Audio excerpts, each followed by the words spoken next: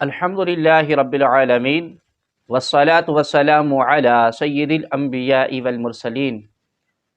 اما بعد فاعوذ باللہ من الشیطان الرجیم بسم اللہ الرحمن الرحیم السلام علیکم ورحمۃ اللہ وبرکاتہ۔ ناظرین محترم، آج ہم ایک اہم موضوع کے ساتھ حاضر ہوئے ہیں۔ ہمارے ایک بھائی ہیں چودھری حسان جٹ صاحب، انہوں نے ایک سوال کیا واٹس ایپ کے ذریعے کہ رقیہ شرعیہ کی حیثیت کیا ہے۔ اس کے لیے آج ہم وضاحت کرنے کے لیے حاضر ہوئے ہیں۔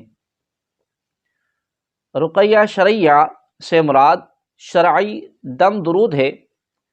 امام ابن اسیر نے اس کی تعریف ان الفاظوں میں کی ہے: الرقیۃ العودۃ التی یرقى بها صاحب الآفات كالحمى والصرع وغير ذلك من الآفات، وقد جاء في بعض الأحاديث جوازها وفي بعضها النهي عنها۔ یعنی کہ رقیہ وہ دعا جس سے مصیبت زدہ کو جھاڑا جائے، مثلا بخار، بے ہوشی وغیرہ آفات۔ بعض احادیث میں اس کا جواز اور بعض میں ممانعت آئی ہے۔ وہ مزید فرماتے ہیں کہ فمن الجواز قوله استرقوا لها فإنها بها النظرة أي اطلبوا لها من يرقيها۔ یعنی کہ جواز کی ایک مثال رسول اللہ صلی اللہ علیہ وآلہ وسلم کا یہ فرمان ہے کہ اسے جھاڑ پھونک کرو، اس عورت کو نظر بد لگ گئی ہے، مطلب یہ کہ اس کی کوئی جھاڑ پھونک کرنے والا تلاش کرو۔ اور ممانعت کی ایک مثال یہ ہے کہ لا یسترقون ولا یکتبون، یعنی کہ نیک لوگ نہ جھاڑ پھونک کریں نہ داغیں۔ احادیث کے مابین مطابقت، جھاڑ پھونک اور دم درود کی تائید اور مخالفت میں متعدد احادیث وارد ہوئی ہیں۔ دونوں اطراف کی ان احادیث میں مطابقت یوں کی جا سکتی ہے کہ وہ جھاڑ پھونک مکروہ ہے جو عربی زبان میں نہ ہو، اللہ تبارک و تعالیٰ کے مقدس ناموں سے، اس کی صفات اور کلام سے نہ ہو، اس کی نازل کردہ کتابوں میں نہ ہو، اور عقیدہ یہ رکھا جائے کہ دم درود لازمی فائدہ دے گا اور اس پر توکل کر لیا جائے۔ یہی مطلب فرمان پاک ہے: ما توکل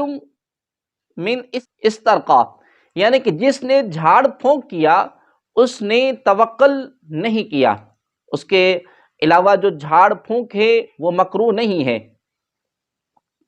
قد تعوذ بالقرآن واسماء اللہ تعالی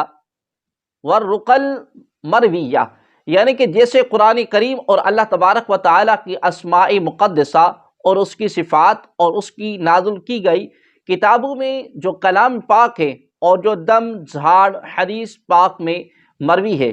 اس لیے کہ سرکار دو عالم نور مجسم صلی اللہ تعالی علیہ وآلہ وسلم نے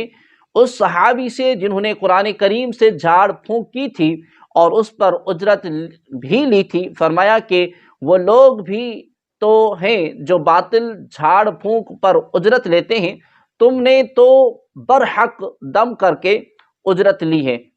اور جیسے یہ حضور کریم صلی اللہ علیہ وآلہ وسلم کا یہ فرمان جو حدیث جابر میں ہے کہ سرکار دو عالم صلی اللہ علیہ وآلہ وسلم نے ارشاد فرمایا: اعرضوها على فعرضناها فقال لا بأس بها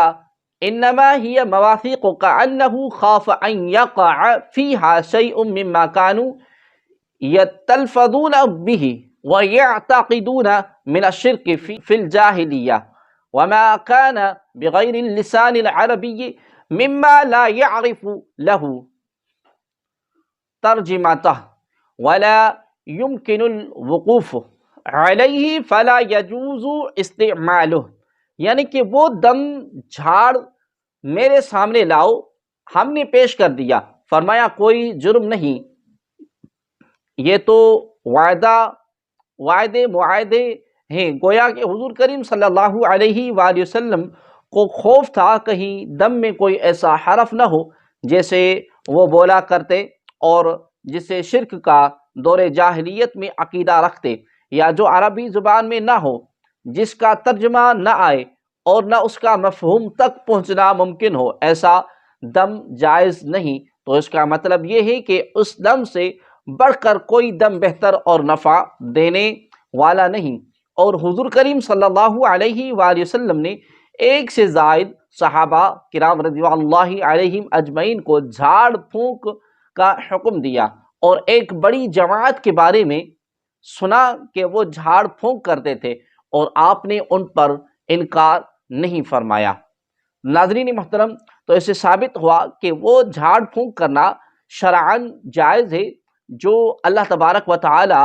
کے اسماء مبارکہ پڑھ کر اگر کسی پہ دم کیا جائے، یا قرآن کریم فرقان حمید کی آیت کریمہ پڑھ کر کسی پر دم کی جائے، یا جو احادیث طیبات میں جو سرکار دو عالم صلی اللہ علیہ وآلہ وسلم نے جو دعائیں ہمیں بتلائی ہیں، وہ پڑھ کر اگر کسی پر دم کی جائے تو وہ جائز